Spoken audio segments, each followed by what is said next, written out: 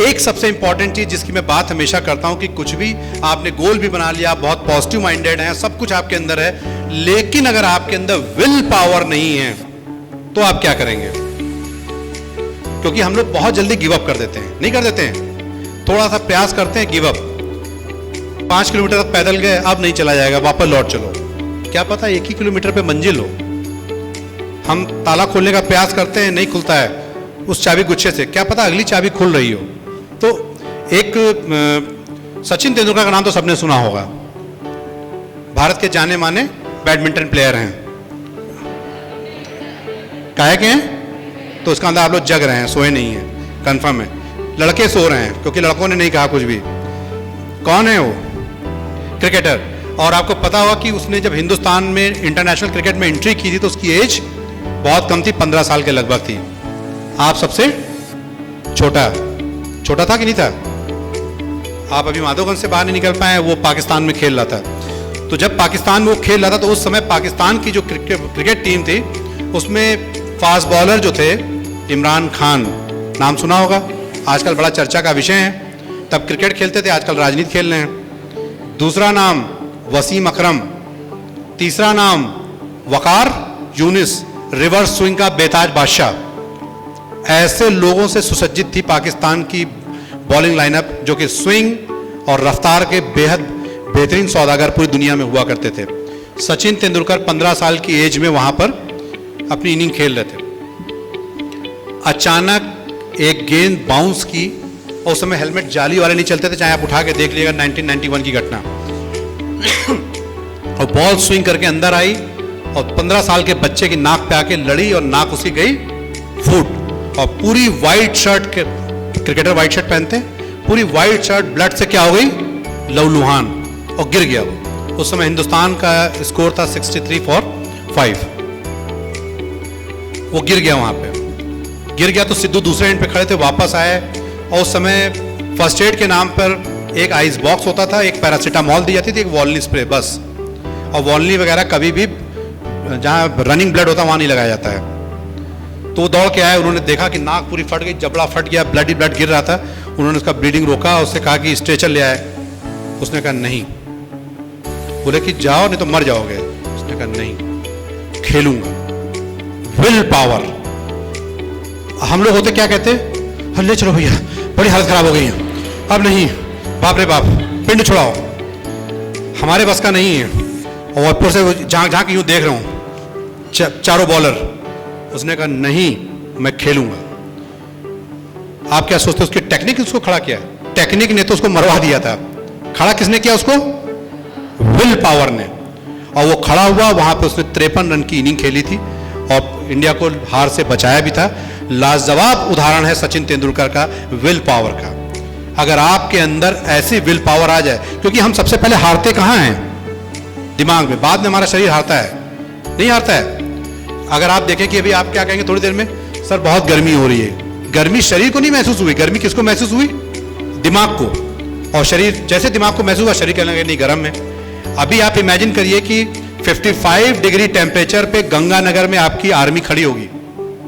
अभी आप इमेजिन करिए कि कारगिल और द्रास सेक्टर में -10 पे आपकी आर्मी खड़ी होगी, सियाचिन में -55 पे खड़ी होगी। तो झेल रहे ना वो लोग। क्यों? क्योंकि दिमाग उनका ऐसा ट्रेन कर दिया जाता है, ऐसा ट्रेन कर दिया जाता है कि उनको जाड़ा गर्मी कुछ पता नहीं चलता है। तो आप अगर अपने मस्तिष्क को कंट्रोल कर लेंगे विल पावर से, ये जो मेडिटेशन कराया था 1 मिनट का, वो इसीलिए कराया था कि अपना विल पावर अगर आप स्ट्रांग कर लेंगे तो no defeat is final, you can achieve each and everything. आप हर कुछ जिंदगी में पा सकते हैं। आपको सिर्फ अपनी क्षमता को रेस करना है, अपनी क्षमता को बढ़ाना है। हम कल भी ये बात बता रहे थे कि हम लोग हमेशा कहते हैं कि practice make a man perfect. Never, it's a wrong statement. Only perfect practice make a man perfect. एक अधूरे मन से प्रैक्टिस करिए, अरे यार बस आधे घंटे बचे हैं, पढ़ लें, सो जाएं फिर। और एक बच्चा क्या करे, ये जब तक खत्म नहीं हो जाएगा, जब तक मुझे याद नहीं जाएगा, तब तक कि हम सोएंगे नहीं। ये करना है। अंतर है दोनों में, एक कर रहा है हाफ हार्टेड, एक कर रहा है फुल कमिटमेंट, पूरे विल पावर के साथ में। तो जो पूरे विल पावर के साथ में कर रहा है, perfect practice make a man perfect. If you want to become a champion, you should practice like a champion. अगर आपको चैंपियन बनना है तो आपको प्रैक्टिस कैसे करनी होगी? चैंपियन की तरह, ना कि खिलाड़ी की तरह। अरे ठीक है, बहुत गर्मी हो रही है, बस सर देख रहे हैं इसलिए बैठे, वरना भाग जाते हैं। ये जो बच्चे हैं जिनसे मैं बात कर रहा था, पता है आपको आप लोग का लंच कितने मिनट का होता है?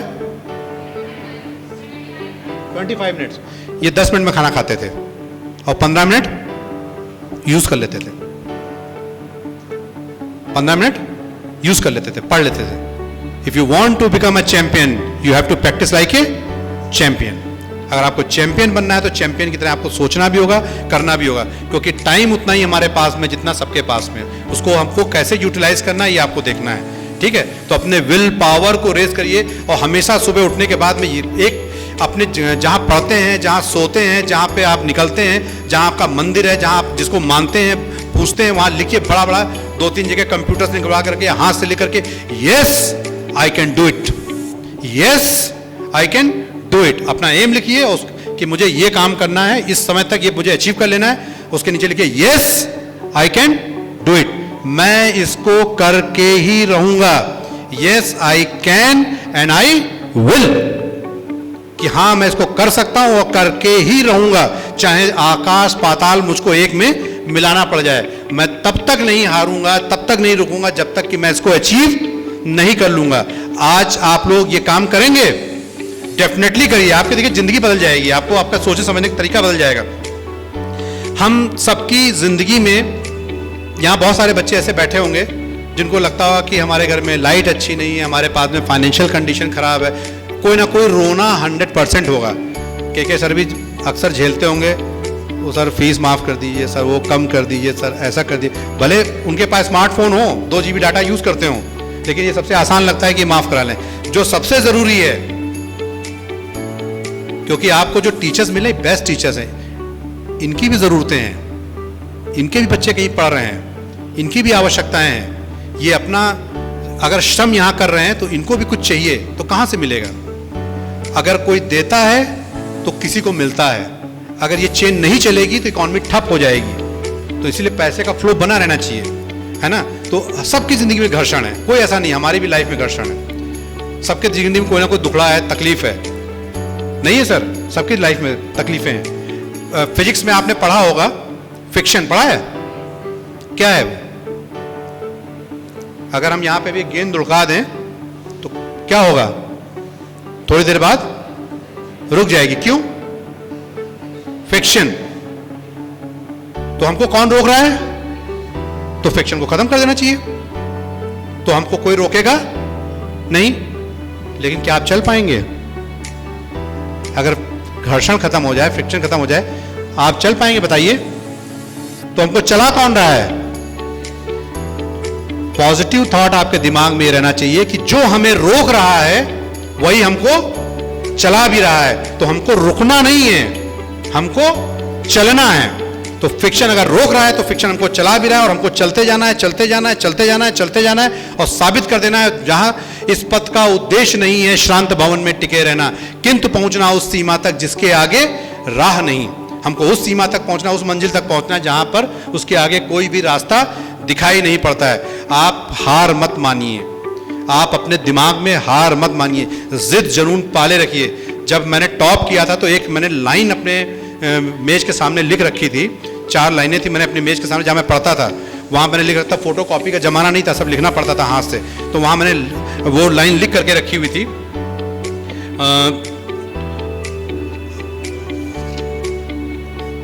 कि बादलों के दरमियान कुछ ऐसी साजिश हुई, बादलों के दरमियान कुछ ऐसी साजिश हुई, मेरा मिट्टी का घर था वहीं बारिश हुई। बारिश होने से मिट्टी घर क्या होता है? बह जाता है। बादलों के दरमियान कुछ ऐसी साजिश हुई, मेरा मिट्टी का घर था वही बारिश हुई। फलक, फलक मतलब बिजली, फलक को आदत थी जहां बिजलियां गिराने की, फलक को आदत थी जहां बिजलियां गिराने की। हमको भी जिद है वहीं अपना आशियां बनाने की, हमको भी जिद है वहीं अपना आशियां बनाने की, हम भी वहीं बना के रहेंगे। अगर तुमने जिद पाल रखी है तो जिद हमने भी पाल रखी है, आप लोग भी जिद पालिए कि हम ये काम करके रहेंगे। आपसे बड़ा कोई जुनूनी हो सकता है? आप लोग अगर घर में रूठ जाते होंगे तो मुझे पूरा विश्वास है एक दिन 2 दिन तो बिना खाए रह लेते होंगे, जब मम्मी से नाराज होते होंगे, लड़ते भिड़ते होंगे, नहीं खाएंगे मम्मी आज खाना, तो भले चाहे पेट रगड़ता रहे लेकिन नहीं खाएंगे, जिद, जब तक मम्मी हमसे बात नहीं करेंगी। हंस रहे हैं, सब उगते हुए हैं इसका मतलब। तो जब वो जिद पाल सकते हैं जिसने 9 महीने आपको अपने पेट में रखा है, उससे जिद पाल सकते हैं जिसने 9 महीने आपके हिसाब से बिहेव किया है, उससे जिद पाल सकते हैं जो अपना पैर ऐसे रखती होगी कि मेरे पेट में आप हैं, जो खाना वो खाती होगी जो आपके लिए ज़रूरी है, उसको अच्छा लगता हो मान लीजिए कुछ खट्टा खाना, लेकिन नहीं खाती होगी क्योंकि आप पेट में हैं, जिसने आपको जो खाया उससे आपको ट्रांसफ़र किया, जिसने अपने शरीर का 80% एनर्जी आपको ट्रांसफ़र कर दी, जब आप उससे भिड़ सकते हैं, हम तो नहीं भिड़ते हैं आज तक, रिकॉर्ड कभी नहीं, आज भी डांट खाते हैं, उससे क्या भिड़ना जिसने हमको पैदा किया है, जिसने हमको बनाया, उससे क्या भिड़ना है। जब आप किसी को बनाएंगे तब आपको एहसास होगा, अभी नहीं एहसास होगा, तो उससे नहीं भिड़ना है। ये जिद जो है, ये जुनून जो है, अपने कैरियर के लिए, अपने पैशन के लिए, अपने नशे के लिए, अपने अचीवमेंट के लिए बचा के रख लिए, ये सारा वहीं पर लगाइए आप लोग, तब आपको अंतर मालूम पड़ेगा।